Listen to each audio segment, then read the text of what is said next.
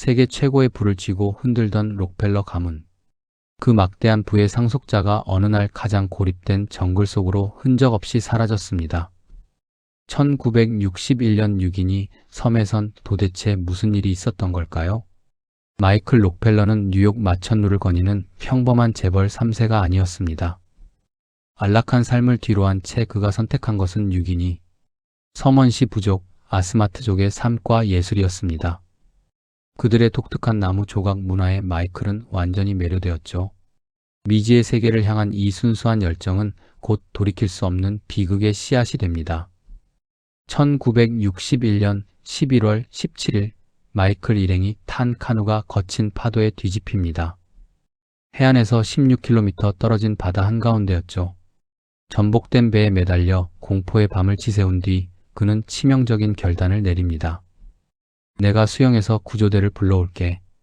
빈 연료통을 허리에 묶은 채 홀로 해안으로 헤엄쳐 간 마이클.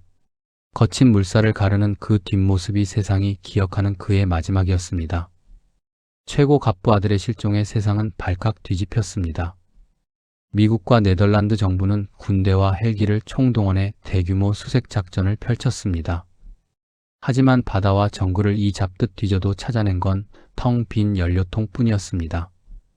당국의 공식 결론은 익사였지만 사람들은 그 허망한 결과를 믿지 않았습니다. 그가 향했던 아스마트족의 땅은 적의 머리를 베는 식인 풍습이 살아있는 곳이었기 때문입니다. 하버드 수영팀 출신인 그가 상어와 악어를 피해 해안에 무사히 도착했다면 어떻게 되었을까요? 수색이 끝난 후 소름 돋는 목격담들이 피어올랐습니다.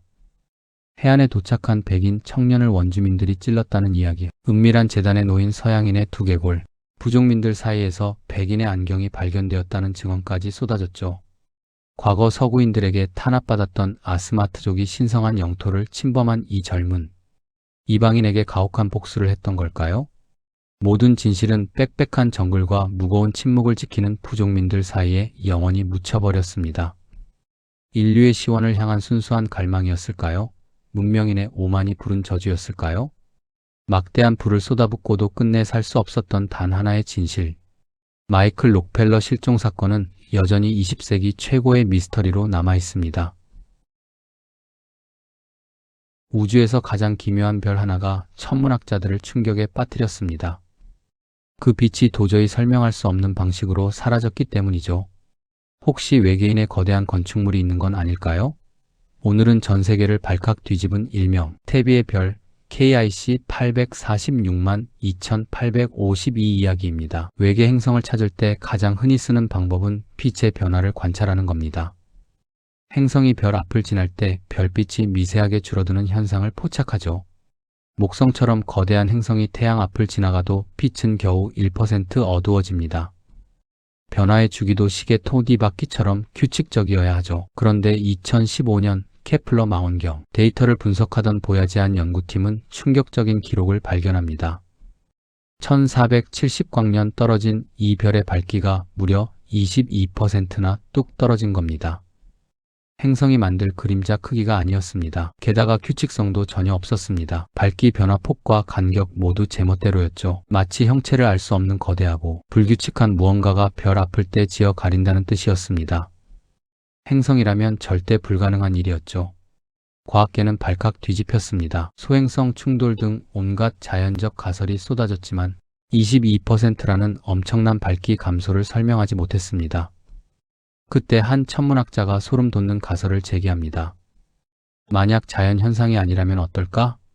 고도로 발달한 외계 문명이 별 에너지를 통째로 쓰기 위해 거대한 인공 구조물, 다이슨 스피어를 건설 중이라면? 거대한 태양광 패널 무리가 지나며 불규칙하게 빛을 가렸다는 주장이었죠. 이 가설은 전 세계 언론을 장식하며 폭발적인 관심을 끌었습니다. 사람들은 외계 문명의 흔적을 찾았다며 흥분했죠.